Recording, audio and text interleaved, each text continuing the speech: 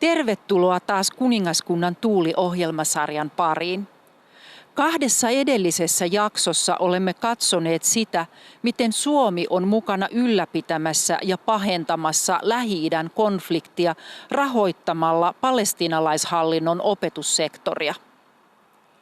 Yksi tämän palestiinalaisten ja israelilaisten välisen konfliktin ylläpitäjä on myös YK:n alainen pakolaisjärjestö UNRWA. Tässä jaksossa katsomme, miten konfliktin ylläpito UNRWAn kautta tapahtuu ja miten suomalaiset ovat mukana tukemassa sitä. Bassem Eid on palestiinalainen toimittaja ja ihmisoikeusasiantuntija, joka on itse varttunut UNRWAn pakolaisleirillä. Yeah. I born in 1958 under which I call it the Jordanian occupation in the old city in a neighborhood called the Jewish Quarter. I developed over there for something like 8 years. In June 1966, which means exactly 1 year before the 67 war, the Jordanian government decided to remove 500 Palestinian families from the Jewish Quarter and to locate them in a refugee camp in the north of Jerusalem called Shafat Refugee Camp. Tämä Shufatin pakolaisleiri on edelleen olemassa ja se sijaitsee Jerusalemin koillisreunalla juutalaisten asuttamien Friends Hillin ja Pisgatzevin välissä. Shufatin pakolaisleiri perustettiin vuonna 1965, koska Jordanian hallitseman Jerusalemin vanhan kaupungin juutalaiskorttelissa siihen asti toiminut UNRWAn pakolaisleiri Muaska oli epäkäytännöllinen. Jerusalemin vanhan kaupungin juutalaiskortteliin oli kuitenkin ehtinyt muuttaa asumaan myös tavallisia arabiperheitä ja myös heidät siis pakkosiirrettiin Shufatin pakolaisleirille. Now why the Jordanians took such kind of step exactly 1 year before the 67 war, nobody knows at all. I try to ask Jordanians, Palestinians, even Israelis. No one has an explanation why the Jordanians did so.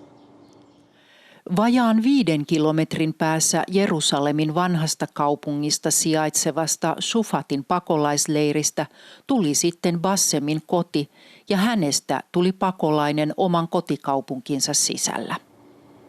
That's the last camp which established by UNRWA in 1966. Most of the camps in Gaza and in the West Bank has been established in 1950. So that was the last camp. I grown up and developed in that camp for 33 years, from 66 till 99. Shufatin leiri puolestaan on ainoa UNRWAn pakolaisleiri, joka on liitetty virallisesti osaksi Israelia. Se liitettiin Israeliin osana Jerusalemia 6 päivän sodan jälkeen. Bassem Eid muutti pois Shufatin pakolaisleiristä 40-vuotiaana. Mitä tapahtui? I look much more to the history of my family. I found that my grandfather died in a refugee camp. I found that my father died in the refugee camp. I decided that I don't want to die in a refugee camp. Why? Because I am a person who believes that the Palestinian refugees has been kept as hostages in the refugee camps in the past 70 years. And the one who should have to be blamed on keeping these Palestinian refugees as hostages in the camps is the international community, the UN, UNRWA, and the Palestinian leadership. So I decided that I don't want to die in a refugee camp. And I succeed, during my work to buy a small apartment outside the camp, and I am living outside the camp since 1999. Pakolaisleiriltä lähtö itsessään oli hyvin yksinkertainen juttu. Most of the people in the camp are considered as an Israeli residents. So all of us are holding the Israeli ID, but we are still holding the Jordanian passport. So I have no problem, to move from the camp to outside the camp. I don't need any specific permits. Let's say neither from UNRWA nor from the Israeli government.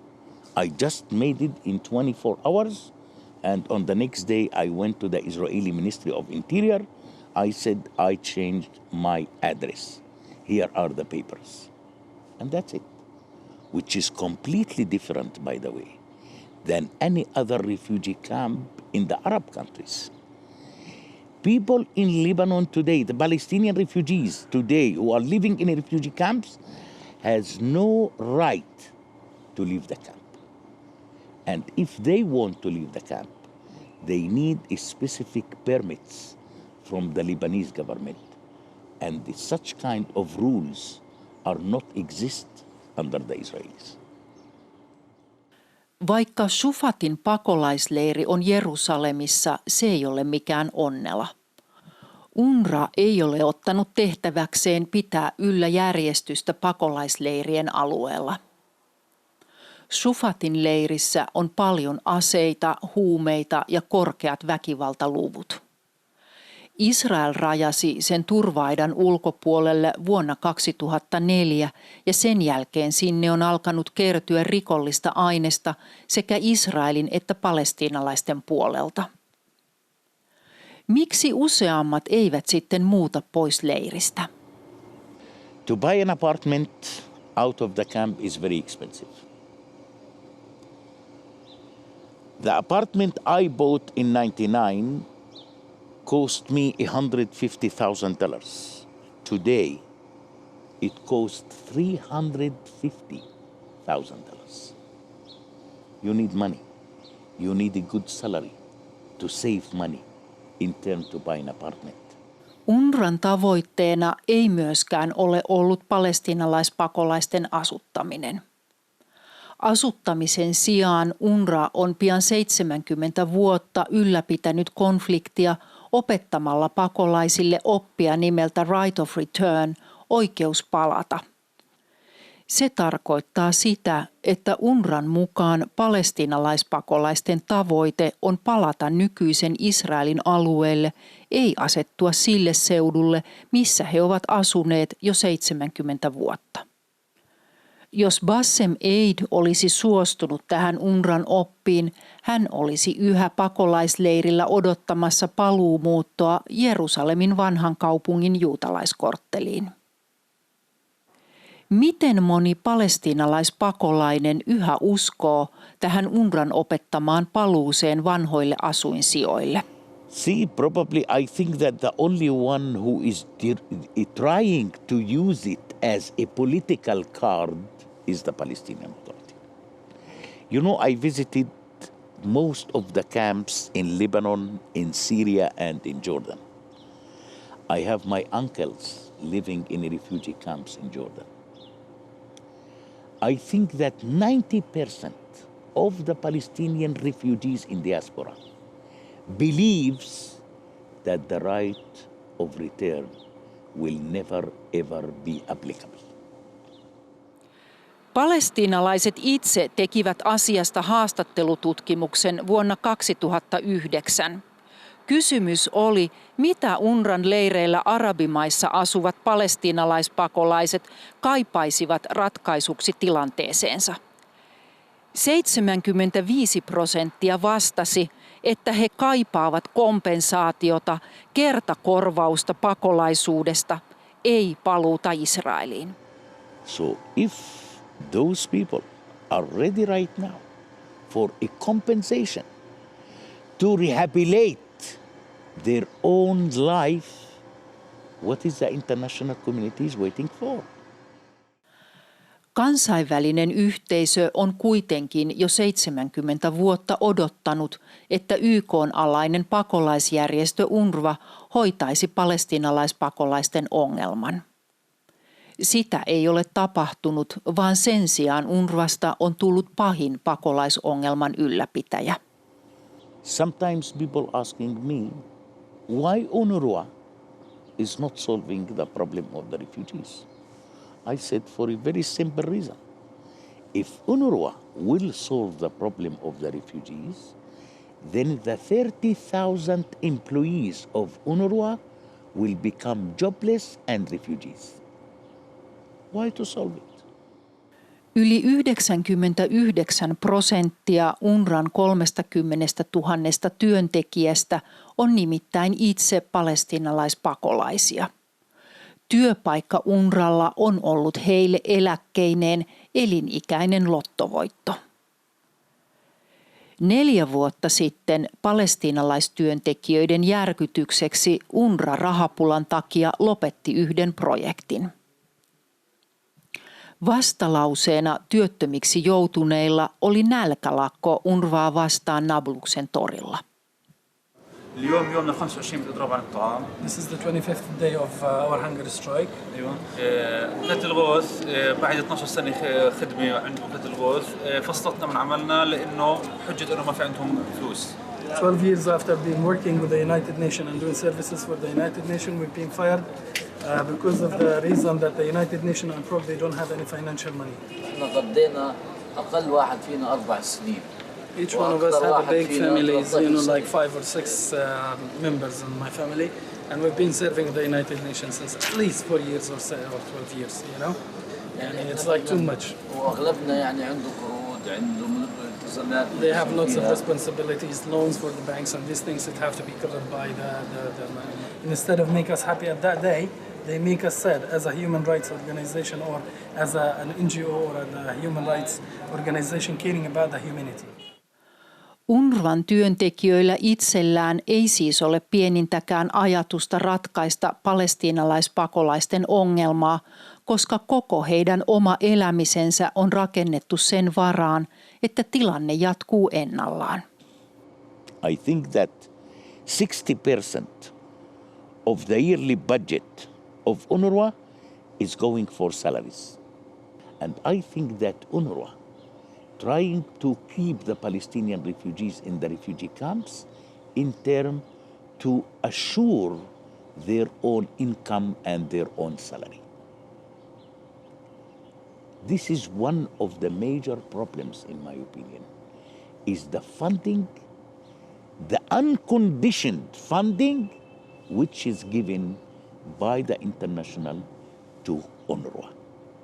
By continue giving is such a huge amounts of money, I don't think that will solve the problem of the refugees.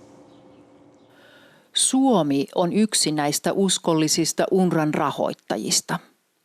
Suomi myöntää UNRWAlle tällä hetkellä vuosittain 4,5 miljoonaa euroa juuri tällaista yleiskassarahaa, jonka käytölle ei Suomen puolelta ole asetettu mitään ehtoja.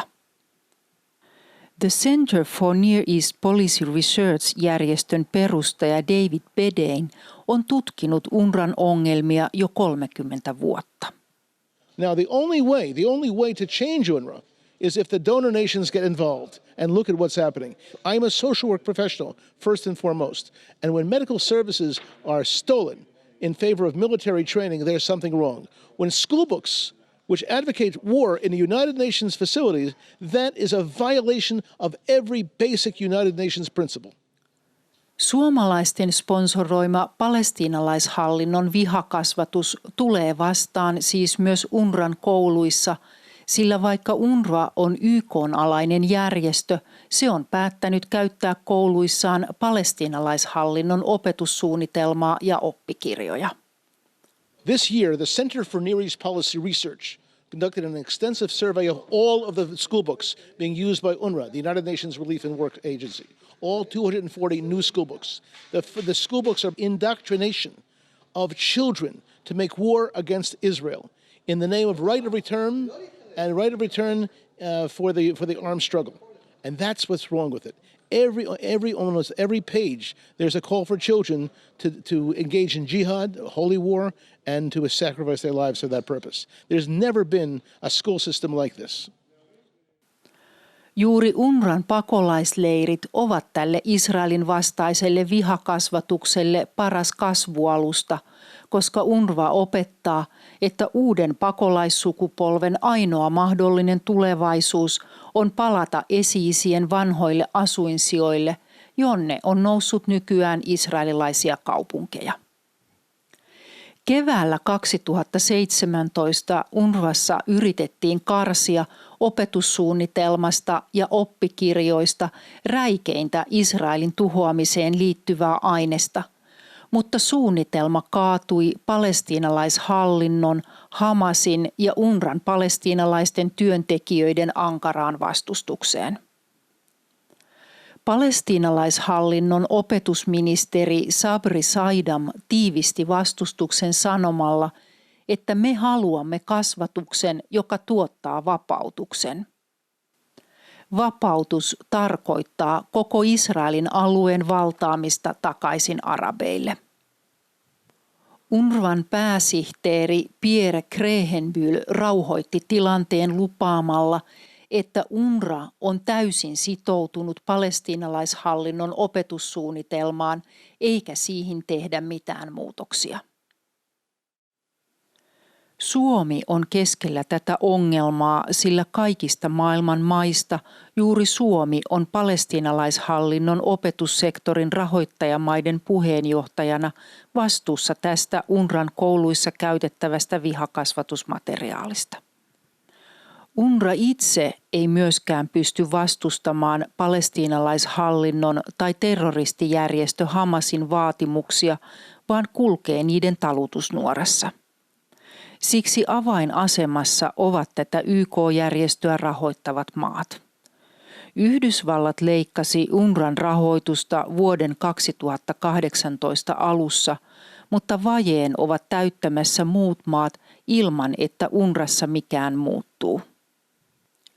Rahoittajamaat voivat kuitenkin vastuuttaa UNRWAa siitä, mitä se rahoilla tekee.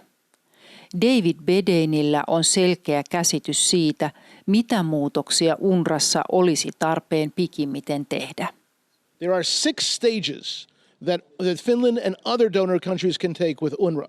First of all, you can't get rid of UNRWA because UNRWA is part of the United Nations General Assembly, and that's not going to change. What you can do is make very reasonable demands. Number 1, where there are school books which explicitly call for children to make war and to make jihad and to sacrifice their lives in an armed struggle, remove those school books. Number 2, in situations where there's terrorists, members of terrorist organizations who are teaching in the schools, those terrorists have to be removed. Number 3, it's no problem to ask that UNRWA get involved with efforts to encourage emigration from the camps. Right now they're stuck in the camps. Number 4, UNRWA has hired a killer, a man named Muhammad Asaf, to go around the world and encourage war against Israel. Number 5, there's no reason why UNRWA can't be encouraged and asked to provide a full report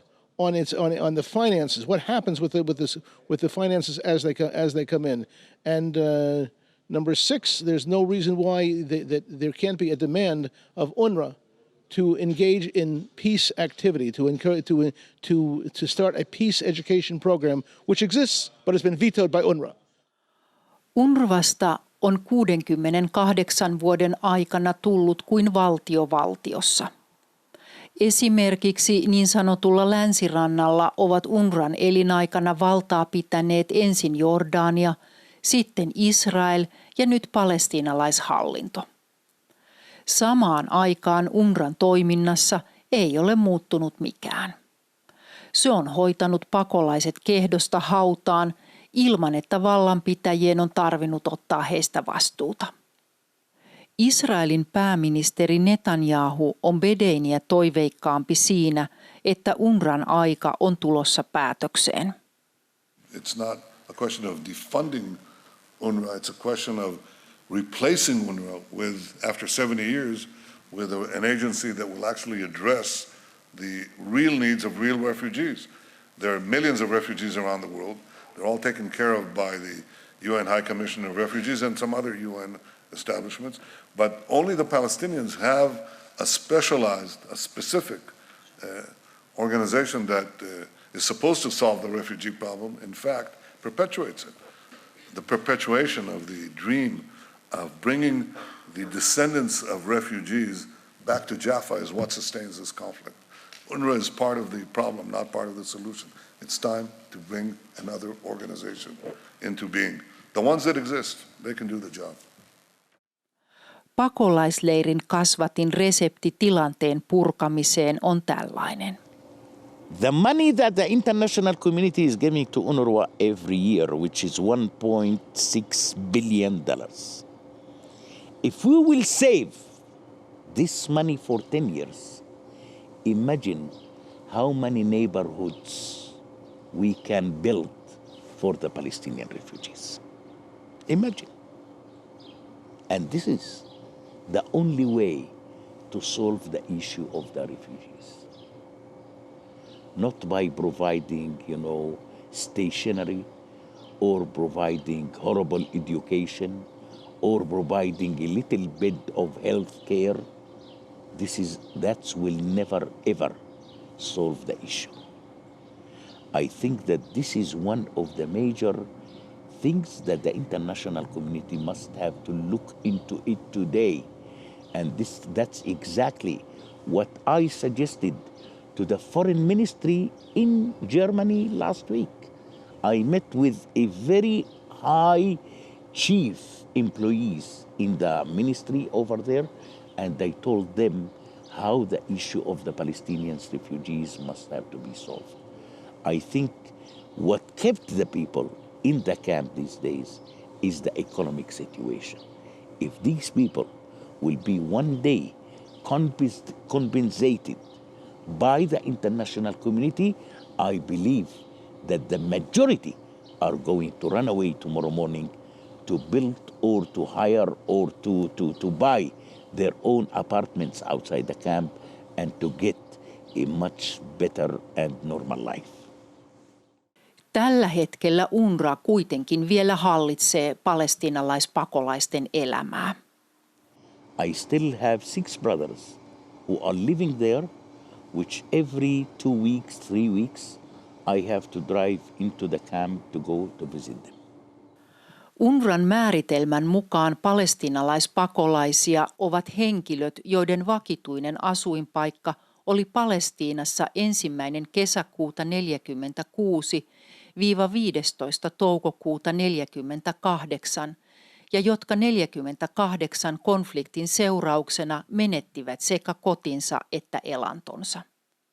Esimerkiksi Bassemin perheen ei siis koskaan olisi pitänyt päätyä UNRWAn kirjoihin. UNRWA ei kuitenkaan ole turhan tarkka pakolaisten kirjaamisessa. Probably thousands of Palestinian refugees almost died, and their names are still exist in the records of UNRWA. You know that since 20 years ago until today, UNRWA never ever conduct any kind of census in any refugee camp. Palestiinalaispakolaisia on siis oikeasti paljon alle UNRWAn ilmoittamien tietojen. Esimerkiksi Libanonissa on UNRWAn mukaan 460 000 palestiinalaispakolaista. Kun Libanonin hallitus sitten joulukuussa 2017 julkaisi virallisen väestölaskennan, Libanonissa olikin vain 175 000 palestiinalaispakolaista. Länsirannalla puolestaan UNRWA kertoi vuonna 2017 pitävänsä huolta 1 miljoonasta ihmisestä. Heistä 200 000 ei UNRWAnkaan mukaan ole kuitenkaan palestiinalaispakolaisia, vaan järjestön listoille muuten joutuneita ihmisiä. UNRWAn mukaan Länsirannan palestiinalaispakolaisista 220 000 asuu pakolaisleireillä. Leireillä asuvien määrä perustuu UNRWAn tilastossa kuitenkin pakolaisten itsensä ilmoittamiin tietoihin, ei todelliseen laskentaan. Kun palestiinalaishallinto 10 vuotta sitten järjesti väestölaskennan länsirannalla, se löysi länsirannalta vain 600 000 palestiinalaispakolaista. Heistä vain 120 000 asui pakolaisleireillä. Edes Bassem Eid ei ole onnistunut pääsemään pois UNRWAn kirjoilta. A month ago, I went to the head of the camp and I found that I am still registered over there as a refugee with my wife and my children. And I get, since 99, I get no one penny from UNRWA. But they want to keep me registered in the camp to get more money from Finland. So I want to tell the Finnish, please trash my name from the list of UNRWA. Trash it. I am not refugee anymore. I am not refugee anymore. Suomi on yhtenä UNRWAn rahoittajamaana siis mukana pitkittämässä Lähi-idän konfliktia ylläpitämällä tätä hyvin keinotekoista palestiinalaispakolaisten ongelmaa ja vihan lietsontaa Israelia vastaan. Pakolaisongelma ei ole ratkaisematon, kun länsimaisia rahoittajia totuus alkaa kiinnostaa. Rukoillaan vielä yhdessä.